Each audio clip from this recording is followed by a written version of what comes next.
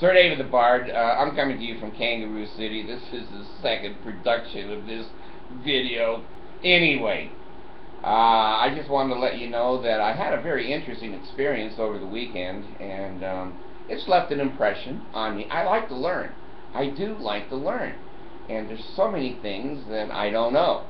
And as you know, with your comments, you don't know what they're talking about. Well, anyway, I just flew in. I let Molly fly this time. She's so tiny. I had to put like 3 pillows up on the so she could do the. Hey, you gotta learn, girl. You gotta learn. And we landed here in the Provo area, and by the Provo airport. Now, you know as well as I do, the Provo airport's pretty close to the lake. It's too close for Molly. God dang. The girl, she told me when we left Australia, she said, you put your kangaroo life vest on. I said, yes, honey, I will. And she says, you just go to sleep and don't worry about anything. Have you ever been teaching a teenager how to drive and they want you to go to sleep? Forever. Anyway, I said, okay, honey, you landed in the lake. The Bard is swimming like a fish trying to get to the shore, and she's hopping on the water, and she puts a rope on me, pulls me up to shore, and NTSB was going to investigate her. She ran away. She's in Provo somewhere. I don't know where the damn girl is, so I may have to fly the plane back. Anyway, I had a wonderful experience, and I love to learn. I love to learn, and there's so many things I don't know. And I have a friend, and she said to me on the phone, she says, the police are in the front yard. And I said, honey, that's not usually a good sign in Mormon country. That usually means handcuff, jail, and point of the mountain. So I said, well, I'll come down fly there out of Australia and see if I can be of any assistance. And so anyway, the police were there on a Sunday when all of the Mormons were walking and driving to church, and they're pointing over at the non-Mormon family scene, saying to the kids, see, if you don't go to church, the police will be in your front seat. The Mormons love it. They love hassling people that are not Mormons. They're so jealous. They're so jealous. Anyway, this story, I'm going to name the girl Makayla. It's not her real name. Sorry, Makayla. God, what a living little doll. Anyway, Makayla has a boyfriend. Now, I'm talking to you teenagers, and that's not unusual when you're a teenager to have a boyfriend. Well, she's 17, and he's 19. Now, Mom is funny as hell. She's cute as can be, and she's a good mom, and she's a single mom. And they have a lot of weight and a lot of decisions. When you don't have anyone to talk to, you start talking to yourself. Anyway, Makayla wouldn't obey some of the rules in the house, and Mom was doing everything she could to break this relationship up. Let me tell you something with teenagers. The only way to break a relationship up is move across the country, and sometimes that doesn't work. Only way. Teenagers are going to find a way to be with each other, talk to each other, etc. Now, you teenagers with your cell phones, let me tell the parents right now, I learned something. These cell phones are not toys. I used to think they were. I used to think they were kind of like walkie-talkies and cans with a string on them. They worked okay as long as you pulled the string tight. Anyway, these cell phones are not just for entertainment and recreation. The entire society has moved to being connected to each other 24/7, 365. No one is more a part of this technology than teenagers. They can be anywhere in the world in a second, and they know that. They grew up with this technology. You know, I had my little Allison the other day. Excuse me, she was doing something stupid. I can't. These days, when you're a teenager, you can't remember which stupid thing it was. But anyway, I told her she got an iPhone for her birthday, I guess it was. And I said, you know, I'm going to take your iPad and your iPhone away from you if you don't do this. Well, you know, she started jumping up and down. The kangaroos do it. I go, yeah, but you're a human. You're not allowed. And she started throwing shit in her room. The kangaroos, goddamn, quit comparing yourself to the kangaroos. You're the human girl. Well, anyway, she got out of control, so I had to gently restrain her. Well, she's tough. Oh my God, 12-year-old girl, stronger than most men. I don't know how, but she is. Well, adrenaline was part of it. So I said, okay, you got to behave yourself. And if you don't, I'm going to take the phone down the ground there, and I'm going to hit it with my hammer several times. No, no, no. Now, I didn't realize. Now I do. Now I do. The phone is not an extension of these teenagers. It's part of them. Listen to what I'm saying. It's not an extension. It's part of them. Like an arm, a head, a leg. It is part of them. So, I said, Mercy, go get my hammer. Teenagers. So, I pounded the shit out of it, and it broke all over. Now the girl, now the girl's like 9 kangaroos. It's like herding cats, if you know what I mean. She goes berserk. Now, Makayla did the same thing. Makayla went berserk. You destroy a teenager's cell phone, and you have, you know, basically shot them in the heart. So, now the child, I go in the bathroom like an hour later, and she had taken all the medication out of the cupboard and was crushing it on the bathroom counter, and she had a spoon there. I guess the spoon was for cocaine. I don't know what the damn spoon was for. But now I go in and I say, Allison, you know, what the hell are you doing with all that medication out? So did you take any of that? No. Oh, God. Now, here's my decision. $900 to the emergency room, or let the kid get what she deserves. Let her see what it's like to die. That'll teach her. So anyway, I couldn't take a chance. I couldn't take a chance, and so I took her to the emergency room. Well, we got over there, and the doctor, of course, said, what's going on, whatever. And he said, I don't think she took it. And then I had the drugs, and he looked at the poison control people and talked to them, and said, no, these will not kill her. They were sleeping drugs, but they would not kill her. I said, okay. So I bring her home. Now, parents and teenagers and parents, listen to what I'm saying. If you got a kid out of control, you call the police. Don't you wait till that kid dials 911 when they're in panic or when they're idiotic, or I'm going to punish you, 911. You punish them, 911. So I brought Allison home. I called the police. They said, why are we here? There's nothing going on. And I said, well, because I want to go on record. This child is out of control. She calls 911. I just want you to know you've been in the house. You've seen that it's calm. And take a look at the child. There's nothing wrong with her. And the policeman said, well, show me your bare arms. So Allison pulled up her sleeve. She'd been cutting. She'd been cutting. And on her legs, too. Well, usually when you get a cutter in a family situation, many times it can be molestation. Many times it doesn't have anything to do with that. It has to do with the child growing up. And the reason people cut is that they would rather have the pain on the outside of their body than on the inside of their body. So that was a great concern to me. And we talked about counseling, and we talked about, you know, negotiating, etc. Now, Makayla is not much different. Teenagers all go to the same damn school. And it's a school to persecute your mom and your dad, and they give you all the hints of how to do it. So Makayla, in front of the police people, they were there investigating, I guess, because Makayla was going into her kangaroo act. And you know what? Makayla watches my show. I didn't know that. Her mom didn't know that either. It's kind of like porn. It's, you know, secret that teenagers watch the show. So she said in front of the police, I'm going to kill myself. Goddamn. You don't say that, teenagers, unless you want a shitload of grief. And Mom is shaking her head, and the police are going, "Come with us." So the police, and Makayla is, "Mom, I'm sorry, Mom, don't let them take you." Teenagers change so quickly. "I hate you." "Oh, Mom, they're taking me."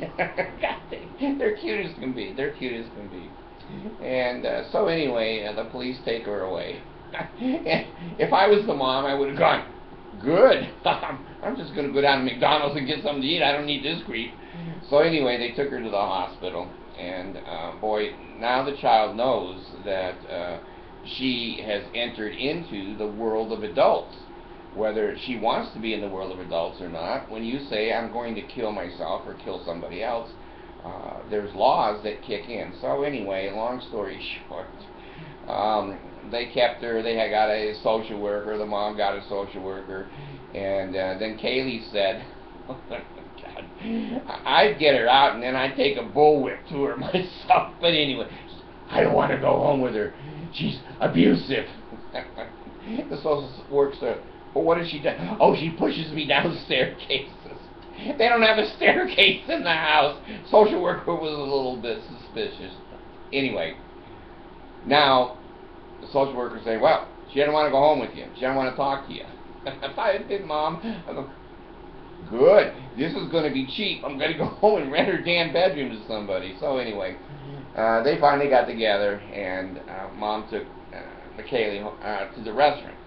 Well, I met him at the restaurant, and I tried to negotiate and tried to be an objective person. Now, Makayla, she wouldn't even talk when I got there. She just was so devastated that she pulled that stunt, and she thought it was the end of the world and whatever. I told her, "Kids do that shit all the time. Welcome to the club."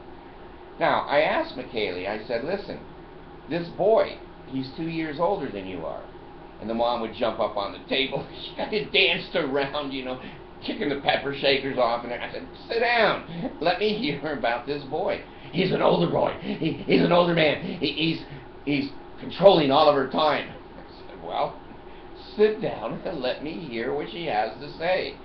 So finally, Makayla started talking, and she's a little doll. She really is. She's a little doll. And she said, "Well, he's 19.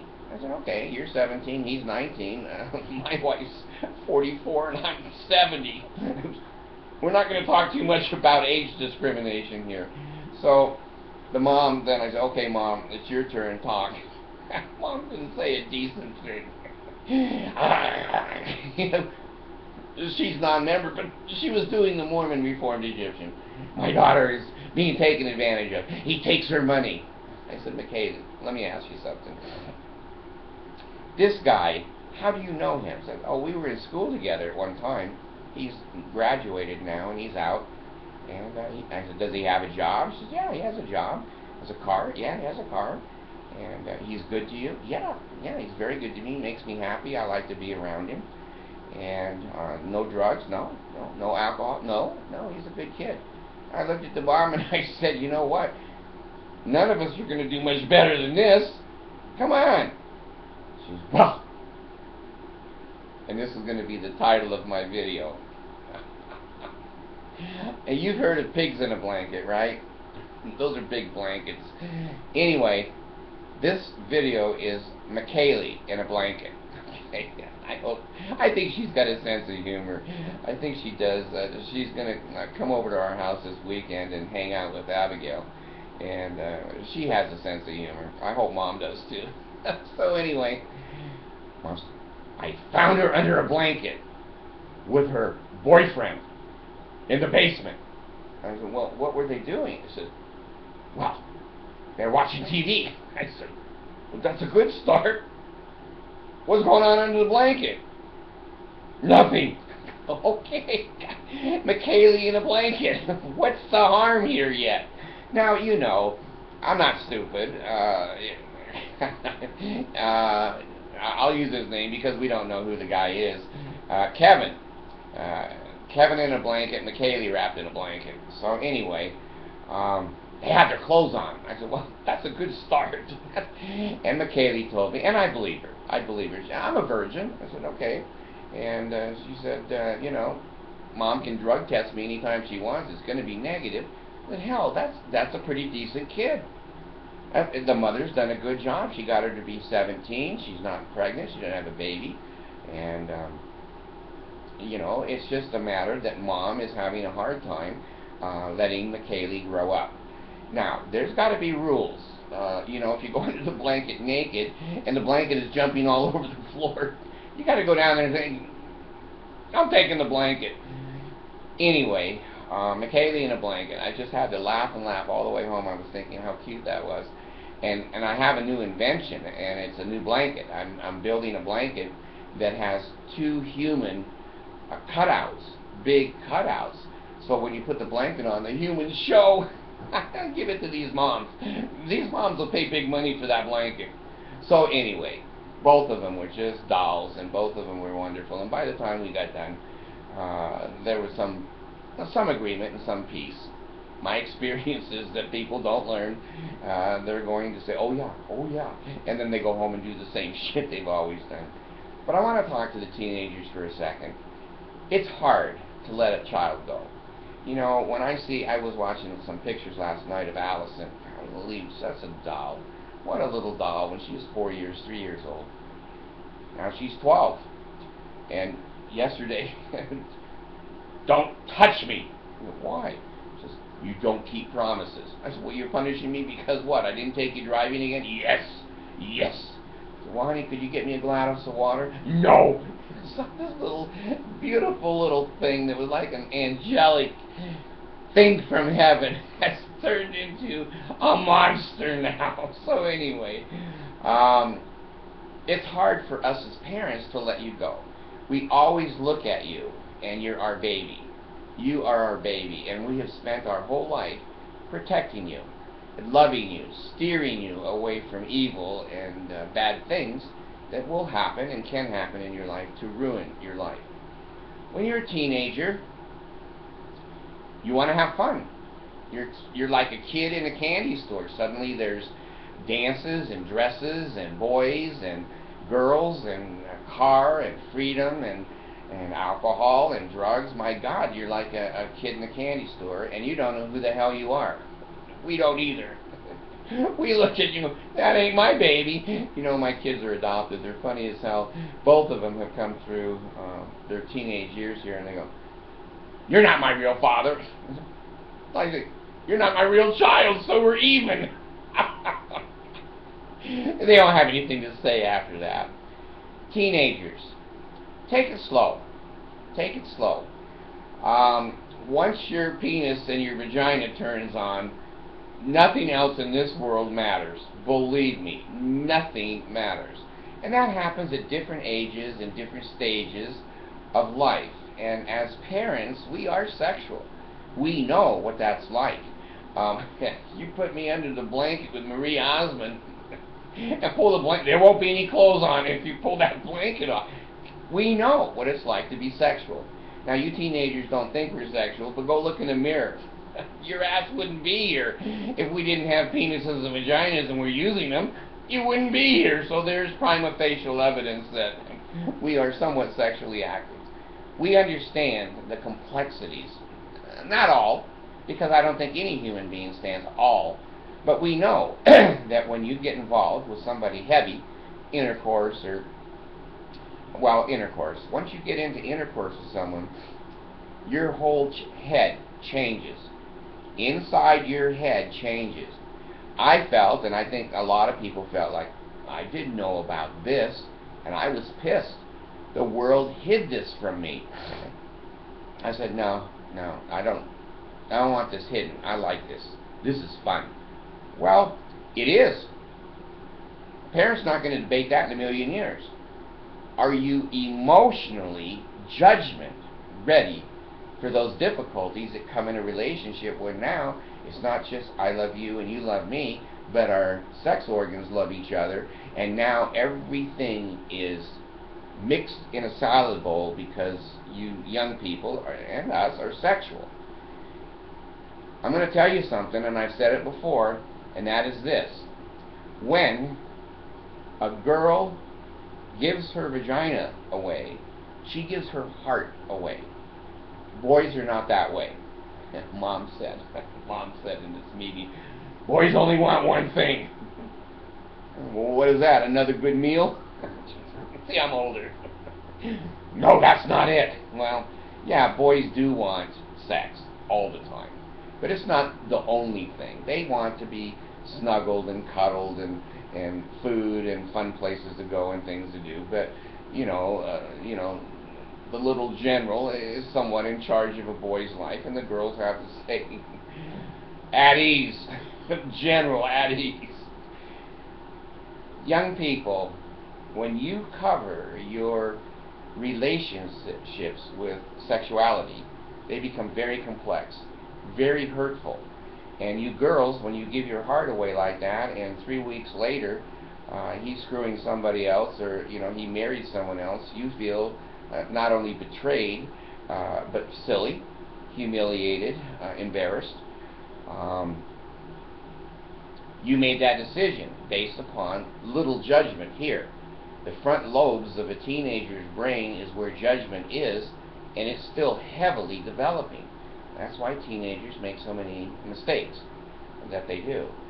And so be careful, boys and girls, that when you enter into full sexuality in your life, boy, life becomes a lot more complex.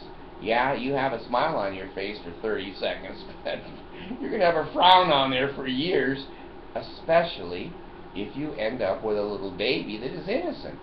He or she is born because you two weren't, restrained enough to block sexuality, reproduction of a child. So be careful, teenagers. And parents, we got to let them grow. We've got to let them grow, and by God, they're going to make mistakes. Hopefully they won't kill themselves. Hopefully they won't get pregnant, drop out of school, and ruin their lives. So, yes, parents should still give some support, some direction, and recommendation and counseling to a 17-year-old, but you know what? She can have intercourse now with consent. There's nothing against the law about that at all. Parents have to accept that. That's the little boy or the little girl you used to change diapers on, and now, that's the little girl that the little general's trying to attack. It's life. It's life. And so, it was a wonderful experience. Makayla in a blanket. I'll never forget that phrase. Makayla in a blanket. Did they have her clothes on? Well, yeah, they had her clothes on. I said, that's a good start. So anyway, she's a little doll, and she doesn't have a dad. And one of the things we know with girls, when they grow up in a family, if they don't have a dad, they're very inclined to marry early. And they're also very inclined with the first boy that comes along and hugs them and kisses them and gives them affection to cling to that. And I just wanted to say, and Makayla knows this, it's not her real name. At the end of our conversation, she and I were kind of, comfortable with each other. And I said, well, is it okay? Her mom was right there, and my daughter, Abigail, was there too. I said, is it okay if I give you a hug? She said, yes. I said, okay. So I hugged her, and I'm a counselor, and I've been very, very careful over 70 years of my life to just, gently hug somebody and let go of them and make sure that they know there's nothing else there other than friendship. And I have to tell her mom, and I have to tell Makayla, and I don't think that she will lie, I tried to let go of the girl. She clung like a little girl, baby. That made me feel so wonderful that she trusted me that much, and so wonderful that I was on target. She hasn't had a lot of appropriate male affection. How does she know what affection is compared to what sexuality is? And my little one here, Abigail now, she and I are very close. We weren't. God dang, we weren't. I almost sent Abigail back to the Philippines. Swimming.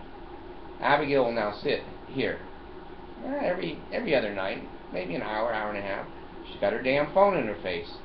She's connected to the world.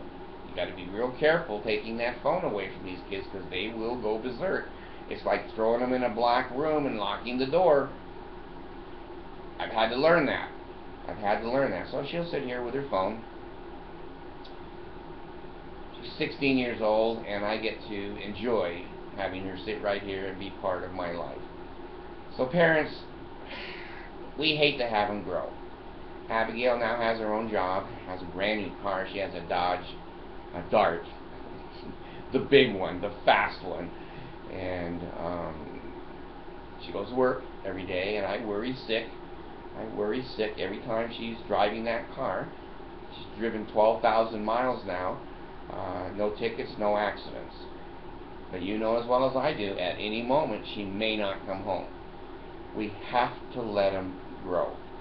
And when they get these boyfriends, I thought that Makayla had a biker, you know, a guy that had a Harley Davidson and he rode it backwards, had a ring nose and, you know, pigtails flying in the wind, easy rider, tattoos everywhere, including his tongue. You know, but she's chosen a pretty decent guy from what I can see. Now, I've only had her side of the story. I'd have to meet him. But he seems to love the girl. They seem to be in love, and that can happen at 17, 18, 19, especially for a girl. And anyway, I just wanted to do this video for the teenagers. Realize that it's very hard for us to let you grow up. Almost heartbreaking. When you come home with your first boyfriends, or you come home with your girlfriend, you're going to the prom, and you know you're dressed in a suit.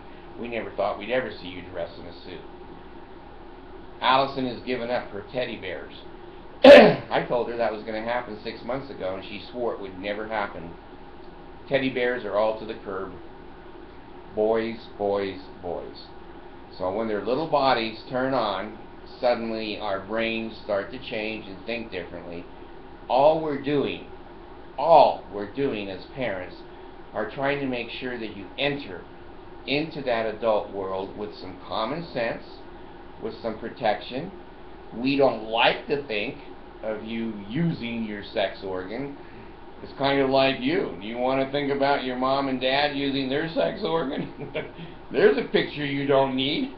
So we have experience. We're not trying to stop you. We're just trying to keep you from hurting yourself. And of course, teenagers know everything. And what's interesting, if teenagers know everything, how come Geico Insurance tripled Abigail's insurance when she got her new car? They know she's going to have an accident. Now we go, oh, they don't know. So yes, they do. Parents know.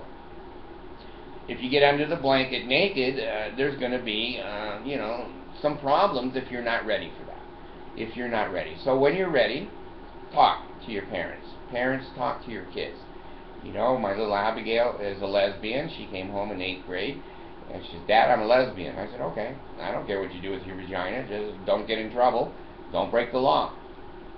I can't control her vagina. And parents, you can't control your children's genitalia. You can control a little bit of their minds. Listen. Listen to your teenager. I've learned one thing as a counselor. You need to listen twice as much as you speak. You're not going to change them with speaking. But when I say to Abigail, your insurance, I forget, it's $150 a month or something. Do you want it to be $300 a month? No, no. I said, don't get a ticket. Don't get an accident. Oh, okay, see? That's how you train a teenager. You don't you do that. You get that finger out and that voice up, you're going to have an enemy. You're going to have an enemy, and that enemy is going to blame you for everything in the world that goes wrong. Let the teenager take responsibility. You want me to co-sign for a car? Show me that you can hold a job. Show me you can hold a job. I'll be happy to co-sign for you. You want to have cheap insurance? I'll let you on our insurance. You get tickets and accidents. You got kids in the car with beer and pot and acting like a damn fool. Go get your own insurance. $800 a month. Go get your own insurance. You're not going to ruin my life. You can ruin your life. Teach them. Teach them about life. They're not stupid. Teach them about life. So did you ever see a penis or a vagina with herpes? No. Get on the computer. Is that what you want? Is that what you... Look at that. That's scary. Green stuff coming out. You want syphilis? You want gonorrhea? Teach them. Don't order them. Don't Mormon force, Mormon fur. You know, that's not going to work with a teenager. Their brain is developing, their body is developing. They're trying to figure out who the hell they are in the world, and they finally found somebody that loves them and appreciates them and makes them happy. Well, that's what we raised them for. So, if you've got a Makayla in a blanket, sit down and watch this video with your teenager. I don't know, they may throw shit at you because I didn't know Makayla watched the Bard, and Mom didn't know. You know, this is secret stuff. No, it's sacred stuff. So anyway, I wanted to do this one video, and Makayla, I guess, was so cute. She went home after the lunch together. Her mom bought. Hey, the Bard likes that. I felt so bad. I didn't bring a lot of... I brought a credit card and it only had like $30 in it or something. I felt bad, and you know, these single moms, they don't have a lot of money. And anyway, Makayla went home and she started calling or talking, I guess, to all of her friends. She says, I met the famous Bard. I go, honey, the Bard ain't famous. He's an old man that sits in a chair, and he's an American. It's a wonderful country that the Bard can sit here, say what he wants, and some people listen. Other people wish I had leukemia. Remember the Mormon that wrote his, I wish you and your family had leukemia. I go, well, okay. I guess leukemia could be a good thing. I don't know. So Makayla, you're as cute as can be. I hope you come up to our house this weekend, hang out with Abigail. And I trust both of you. I trust both of you. And until you prove that I shouldn't trust you, when you lie, cheat, or steal, like Abigail, then I'm going to, you know, bring the cage in around you. And your mom is going to do the same thing. If you tell your mom where you are where you say you are, and you behave yourself, and you're still willing to, you know, have a drug test, and let your friends know, Mom don't roll that way. If you're smoking pot and shit, I can't be around you. And so anyway, I hope we all have a Makayla in the blanket. Well, Joseph Smith did. It wasn't a Makayla, it was Helen Mar Kimball. And he wasn't just snuggling her and having her feel like she's loved. That's what we're all afraid of, is the Joseph Smith Makayla in a blanket. Anyway, Pele Ale. Oh God, hear the words of my mouth. Don't cut my throat, don't cut my heart out, don't cut my guts. Help with the navel, marrow and the bones. You know the rest of the story, this Bard's gone.